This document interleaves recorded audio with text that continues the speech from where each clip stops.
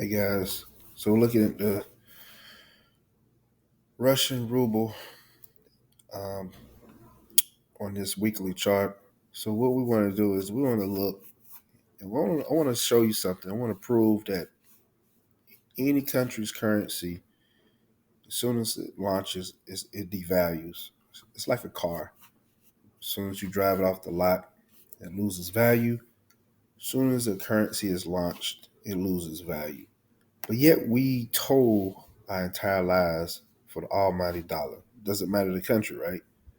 So you see this downtrend on the Russians' currency.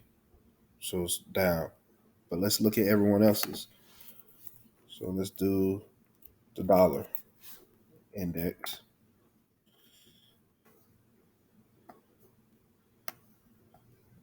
Okay, what do we have? We still we started over here up. We slowed down, and this was about a 45% drop from its inception. And this is not to say the dollar inception, but this became more of an index tracking in 1986. So whatever data before then is not tracked on here, but clearly see that we're in a downtrend still. I mean, we were in a downtrend, and this is nothing but a correction. This overall move, CXY, which is Canadian dollar, same thing, over 30% drop, 37% drop. Um, we got Japanese yen. Now, this is interesting. The yen is the only one who actually had a massive growth, which really speaks volumes. So it had a 63% growth, but eventually collapsed too, right? So that didn't last, I guess, too long, right? All right. And we're going to look at Swiss franc.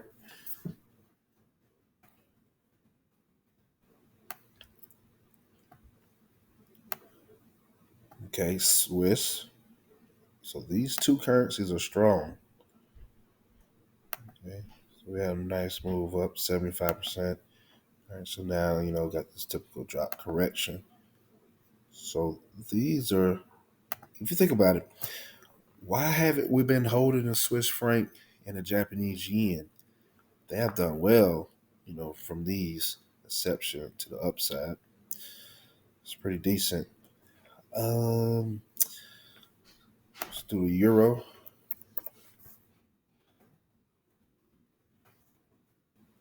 All right, see, slowed down, drop 35%. So out of these that we've looked at, only two started out positive, but then eventually corrected. The rest devalued.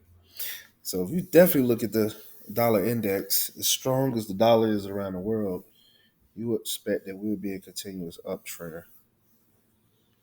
But it's actually bad for business if the dollar is strong. The weaker it is, the more other countries can do business with us in the international trade game. So you got to keep that in mind. If the dollar is doing too strong, it makes uh, goods and services to be a little too expensive for other countries. So we need to have our dollar a little bit weaker so that they can benefit. But I know it was mentioned today that the Russian ruble had it hit its all time lows, which was true, but it's been in a perpetual downtrend uh, its whole entire life cycle. So talking was 19 was this 90, I can't see at the bottom. What's this? So it's around 90. 1996, and that's it. That's all she wrote. So it's over.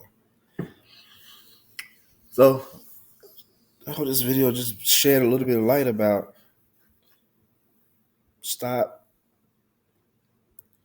looking at the dollar as being king when really your assets are king, your businesses, all that stuff. With inflation, the dollar is just not the move. So you need to be in other assets that shows up as real true value. Hey, so have a good night. Hope the video helps.